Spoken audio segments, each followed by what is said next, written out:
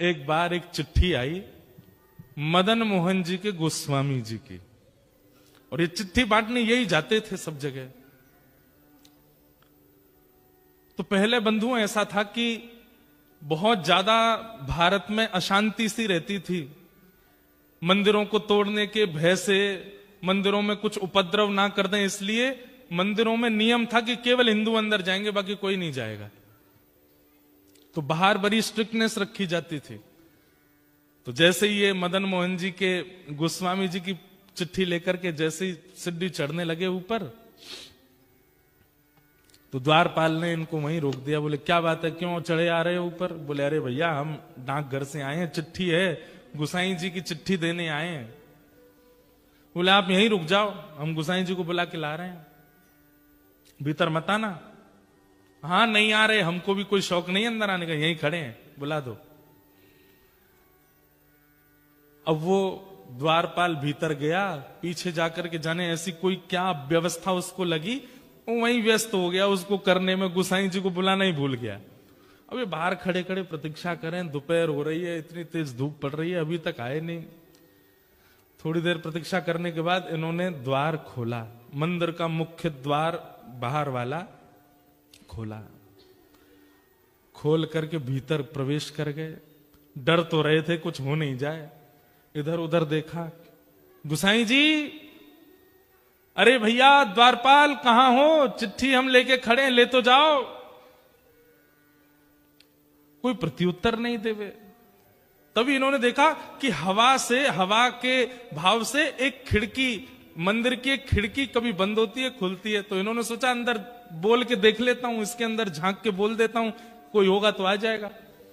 ये जैसे ही गए, खिड़की खुल रही थी, बंद हो रही थी, खुल रही थी, बंद हो रही थी। जैसे ही इन्होंने वहां अंदर झांक करके भीतर गोसाई जी बोला ही और नेत्र खोल करके देखा, तो सामने मंदिर में श्री मदन मोहन जी का इनको दर्शन हुआ। त्रिभंग ललित ठाकुर जी खड़े हैं और मंद मंद नेत्रों से, वैसे तो मूर्तिमंत ठाकुर जी ऐसे ही रहते हैं, लेकिन जैसे ही इन्होंने भीतर झांका तो ठाकुर जी इनको देख करके अपने नेत्र मटकाने लगे, ऐसे ऐसे करने लगे और बार बार ऐसे पलक झपकाने लगे। ये देख करके ये तो वहीं धड़ाम से गिर पड़े। अब तो इनके मन में वही भाव चले, ये कौन था?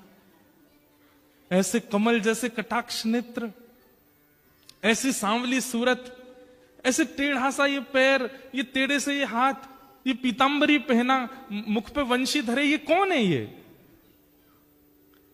इन्होंने जैसे तैसे अपने आप को उठाया, जैसे ही पुनः चढ़ने लगे, इतने में ही द्वारपाल आ गया। ए तुमको मना किया था भीतर मत आना, तुम भीतर घुसे चले आए।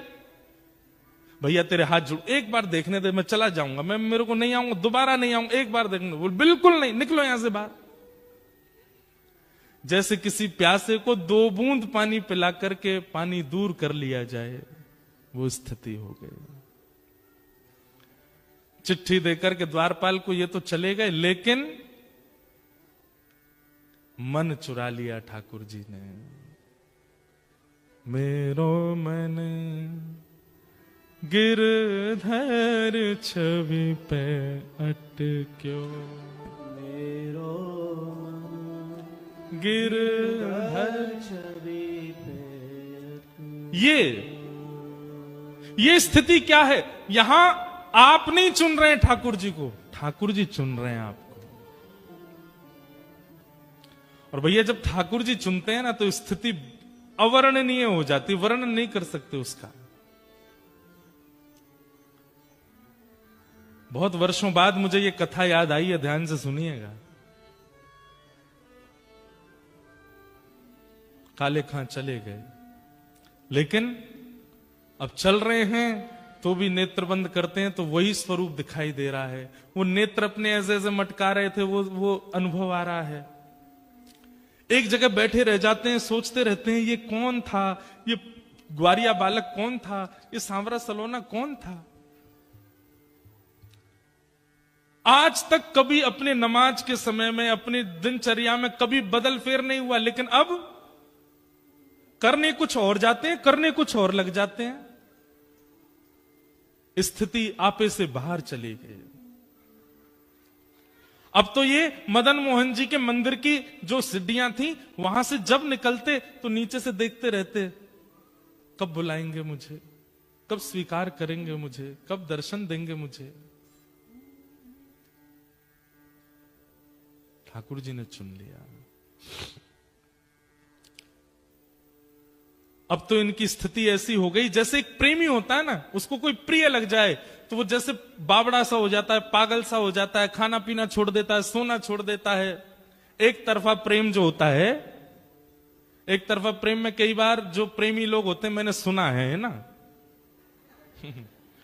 एक तरफा प्रेम में क्या होता है कि जो प्रेमी होता है वो अपनी प्रियतमा को पहले तो प्रेम से मनाता है, फिर जिद से मनाता है, और नहीं तो फिर धमकी देता है। क्या धमकी देता है? या तो मुझे मिल जाओ, नहीं तो मैं प्राण त्याग दूंगा, नस काट लूंगा अपनी। ये सब भाव कहता है। बंधुओं, ये आजकल के लव बर्ड्स ऐसा करते हैं, लेकिन ये आजकल के लड़का लड़कियों का क्रिया नहीं है, ये हमारे प्राचीन भक्तों ने ऐसा किया ठाकुर जी के लिए। और काले खां उसी स्थिति में आ गए। बहुत दिन तक प्रयास किया कि ये मुझे कैसे भी ऊपर बुला लें, एक बार अपनी रूप छटा दिखा दें, लेकिन ठाकुर जी तो उनका स्वभाव है तड़पाना। जब नहीं दर्शन हुए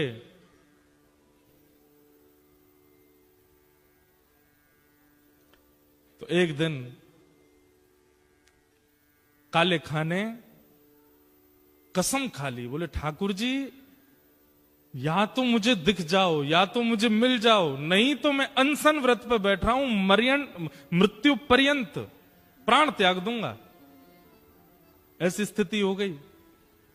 धीरे धीरे अपना काम छोड़ दिया, परिवार वालों से दूर रहने लगे, अपने नियम क्रम सब से बिल्कुल ना इधर के रहे ना इधर के, बीच में आ गए बिल्कुल। स्थिति अवर्णनीय हो गई। काले खां ने ठाकुर जी के सामने कसम खा ली, या तो मुझे दर्शन करा दीजिए, नहीं तो मैं अनशन व्रत करके अपने प्राण त्याग दूंगा। एक दिन, 2 दिन, 3 दिन व्यतीत हो गए भोजन किए बिना। 3 दिन बाद श्री मदन मोहन लाल जी को बड़ी दया आ गई। बोले कि भूखा प्यासा बैठा है। अब ये भी तो बात है कि जैसे हम लोगों को तो पता है कि ठाकुर जी को मनाना है तो हम कथा में चले जाएं, ठाकुर जी को मनाना है तो संतों को भोजन करा दो, ठाकुर जी को मनाना है तो परिक्रमा करे आओ, ठाकुर जी को मनाना है तो यज्ञ कर लो। अब काले खां को तो कुछ पता भी नहीं है, वो तो जाति धर्म से भी अलग है, उसको पता ही नहीं है क्या करना पड़ता है ठाकुर जी को रिझाने मनाने के लिए। सब लोग इधर देखो, ध्यान से सुनो।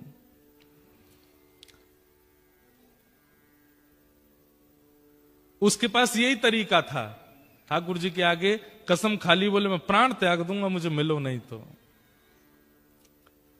3 दिन जब बीत गए बिना कुछ खाए पिए, तो रात में जब मंदिर बंद हुआ, मंदिर बंद होते सब गुसाई आदि सब चले गए, सुश्री मदन मोहन लाल जी अपने गहने जेवर आदि सब उतार करके एक सामान्य से ग्वारिया का रूप धारण किया।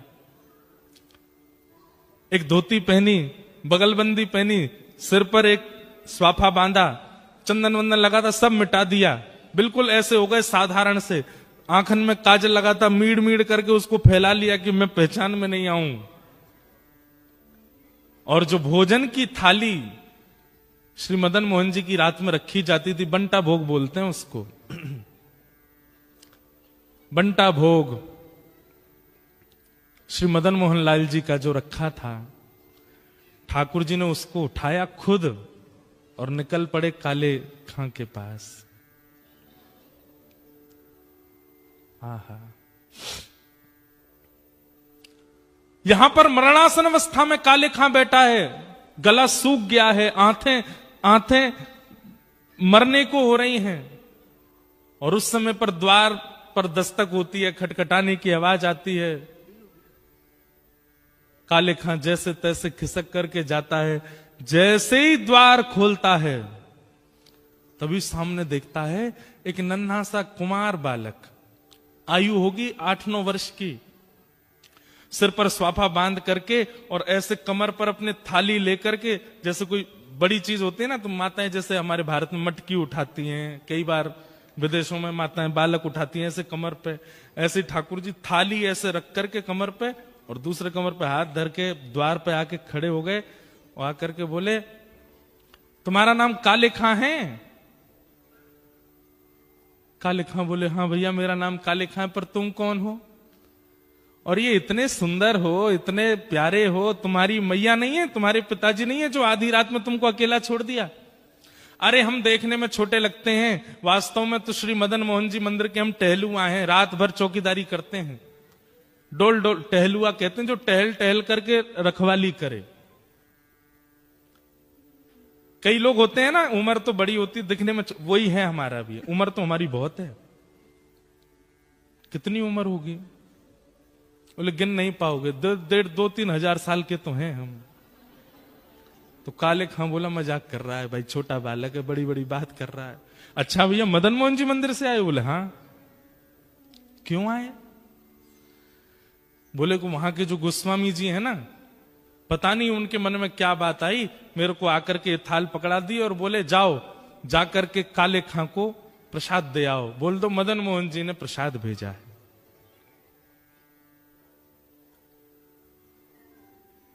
काले खां बोले सुनो, इसको तुरंत वापस ले जाओ, एक कौर नहीं खाऊंगा इसमें से, ये मैं सब जानता हूं ये लीला कौन कर रहा है, ये वही छलिया, वही कपटी, वही मरकट बंधु, मुझे एक झलक दिखा करके इतना परेशान कर दिया और अब मेरे अनशन को तुड़वाने के लिए थाल भेज दिए। कह देना गोस्वामी जी से जब तक दर्शन नहीं होगा मैं ये प्रसाद नहीं पाऊंगा, और मुझे दर्शन होगा नहीं क्योंकि मैं तो मुसलमान हूं, मुझे मंदिर में प्रवेश मिलेगा नहीं, इसलिए मुझे प्राण त्यागने पड़ेंगे, दोबारा जन्म लेना पड़ेगा। और सुनो एक बात और कह देना अपने मदन मोहन से। बोले क्या? उसने जो अपना नाम धर रखा है ना जगन्नाथ, मैंने सुना था कहीं उनका नाम जगन्नाथ है, उनसे कह दो कि तुम जगन्नाथ नहीं हो, अपना नाम रखो हिंदूनाथ, तुम केवल हिंदुओं के नाथ हो, ये जगतनाथ मत बोला करो अपने आप को। ठाकुर जी खड़े खड़े सुन रहे हैं। बोले सुनो गुसाई जी की बात तो सुन लो पूरी। काले खां बोले क्या? बोले इसमें से प्रसाद पा लेना और प्रसाद पा करके सुबह बर्तन मांज करके मंदिर दे जाना और मदन मोहन जी के दर्शन कर जाना। गुसाई जी ने आज्ञा दी।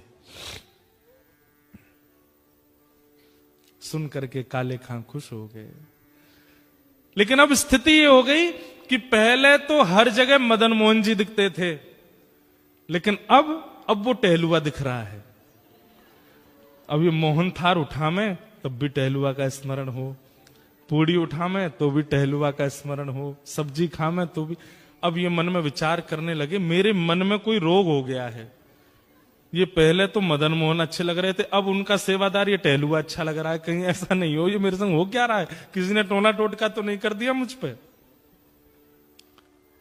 रात भर मन में विचार करने लगे, अपने मन से कहने लगे टहलुआ नहीं मदन मोहन, उनको याद करो। लेकिन याद करें मदन मोहन जी को खड़ा दिखाई दे टहलुआ ऐसे थाली लेकर के।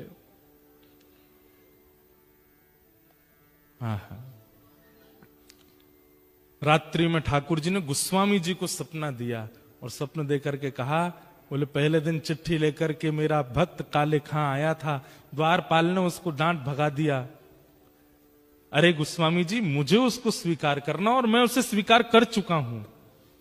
3 दिन से अनशन व्रत पे था, मैं अपनी सोने की थाल में भोजन देकर के आया हूं। कल वो थाल धोकर के जब मंदिर आवे सब उसको रोकेंगे, लेकिन आप आकर के उसको भीतर बुला लेना, मेरा दर्शन कराना। गोस्वामी जी तो रात में ही उठ करके रोने लगे, बोले नाथ आपकी कैसी कृपा, आप जिसको स्वीकार कर लेते हैं फिर कुछ विचार नहीं करते।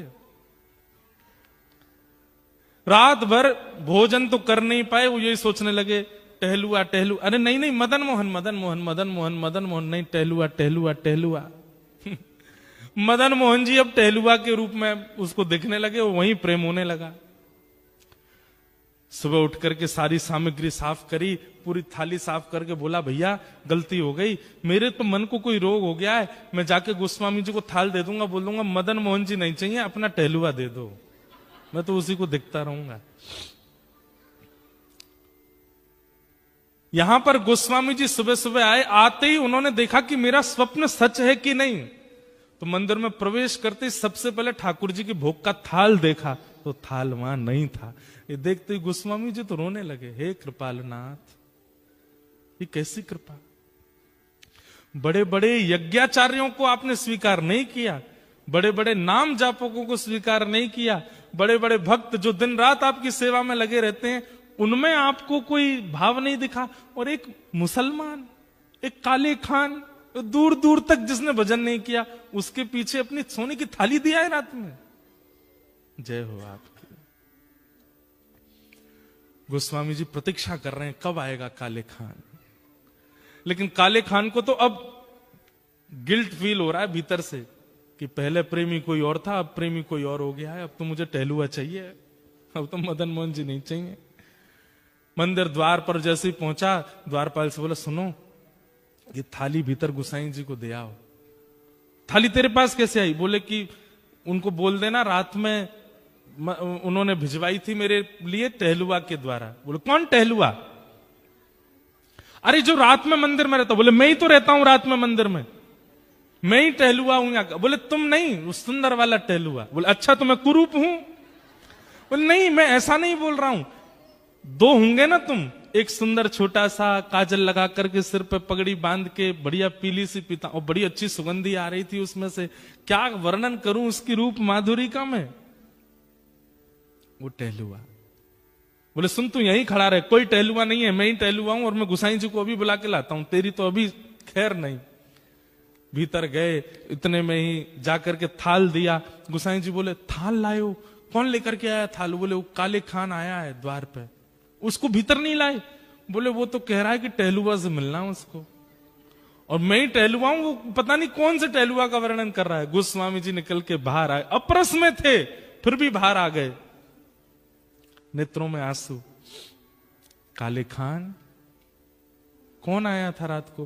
बोले आपके मंदिर का टहलुआ आया था, मुझसे गलती हो गई, पहले तो मुझे वो प्रिय लग गए थे, लेकिन अब मुझे वो टहलुआ ही चाहिए। मैं मंदिर में कभी नहीं आऊंगा, आप जितना कहेंगे मैं उतनी रकम दे दूंगा, केवल वो टहलुआ मुझको दे दो जो रात भर यहां टहलता है। ऐसे कटाक्ष नेत्र थे उसके, ऐसी सुंदर सी नासिका थी, ऐसी मधुर मुस्कान थी, ऐसी सुंदर उसने पगड़ी पहन रखी थी, और उसमें से ऐसी अद्भुत सुगंधी आ रही थी। हे गोस्वामी जी, मैं आपके आगे हाथ जोड़ के कह रहा हूं, अगर दे नहीं सकते तो जैसे दर्शनार्थियों के लिए नियम है कि सुबह इतने बजे आओ, दर्शन होते हैं मदन मोहन जी के, सबको मदन मोहन जी के दर्शन कराओ, मुझे वो टहलुआ के दर्शन करा दिया करो बस। गोस्वामी जी बोले हाथ पकड़ो हमारा। हाथ पकड़ लिया, बोले चल टहलुआ से मिलवाते हैं। पहली बार श्री मदन मोहन जी के मंदिर के अंदर गए, ढूंढ रहा है काले खान कहां है, कब दिखेगा कब दिखेगा। और जैसे ही पर्दा हटाया तो बाकी सबको तो श्री मदन मोहन जी पाषाण रूप में दिख रहे थे, लेकिन काले खां को वो रात वाले टहलुआ के रूप में दिख रहे थे। ये रहे तेरे टहलुआ।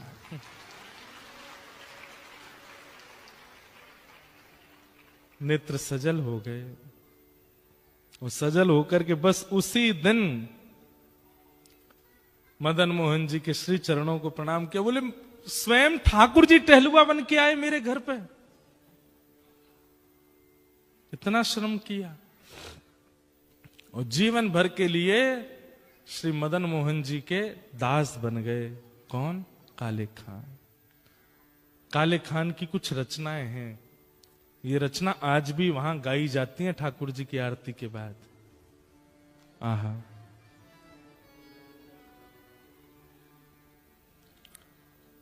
लगन जो लगी नाथ ताको विस्तार कहां, भूख प्यास निद्रा कछु बादत नहीं सांवरे। शब्द सुनना, एक उसके शब्द हैं जिसने कभी कथाएं नहीं सुनी है, जिसने कभी भजन नहीं किया, उसके शब्द हैं।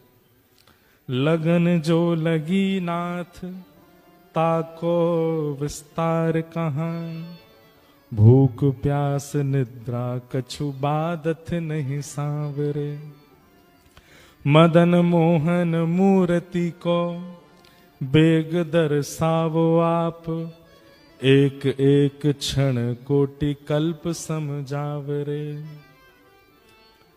आपसे जो मेरी लगन लगी है मैं उसको कैसे वर्णन करूं? बोले बस इतना कह सकता हूं, भूख प्यास निद्रा ये कोई भी मेरे को परेशान नहीं करती और इनकी मुझे इच्छा भी नहीं होती है। मदन मोहन मूरत को बेग विस्तार दर्शावो, एक एक क्षण कोटि कल्प सम जावरे।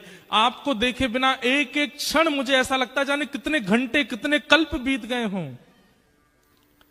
सुंदर कटाक्ष तेरे निरखत आनंद होत। ठाकुर जी बोले, ए काले खां तुझे मेरे स्वरूप में क्या अच्छा लगता? बोले आपके जो ये कटाक्ष नेत्र हैं। सुंदर कटाक्ष तेरे निरखत आनंद होत, मेरी एक क्षण कोटि कल्प सम जावरे। दरस भिकारी ताज ताकी प्रभु अरज सुनो। दरस भिकारी ताज ताकी प्रभु अर्ज सुनो। नंद के दुलारे यार चाकर हम आपके। नंद के दुलारे ताज चाकर हम आपके। नंद के दुलारे यार चाकर हम आपके। हम आपके चाकर हैं, आप हमें स्वीकार करो। और जीवन भर के लिए श्री मदन मोहन जी ने उनको अच्छा रूप वैसा ही था, लंबी दाढ़ी रखते थे, सिर पे टोपी भी पहनते थे, वेशभूषा नहीं बदली अपनी, वैसे ही रहते थे, लेकिन नित्य दर्शन करते मदन मोहन जी का और सामने बैठ करके रोते रहते। बस एक दिन उनकी ख्याति इतनी बढ़ गई, दूर दूर से लोग देखने आते थे, भैया एक मुसलमान भक्त है। तो एक दिन ये करौली छोड़ करके कहीं और चले गए और जहां गए वहां जाकर के इतने आर्तनाद से ठाकुर जी को पुकारा कि ठाकुर जी प्रत्यक्ष प्रकट होकर के इनके गले में गलवैयां डाल करके इनको अपनी नित्य लीला में संग ले गए। बोलो भक्त वत्सल भगवान की। ये कथा हमने क्यों सुनाई? एक होता है आप ठाकुर जी को चुनो और एक होता है ठाकुर जी आपको चुने। दोनों में अंतर क्या है? सब प्रिय लगे और ठाकुर जी भी प्रिय लगे, इसका मतलब आप ठाकुर जी को चुन रहे हैं। पर ठाकुर जी अगर आपको चुन लेंगे तो फिर और कुछ प्रिय लगेगा नहीं, और कुछ भा नहीं सकता।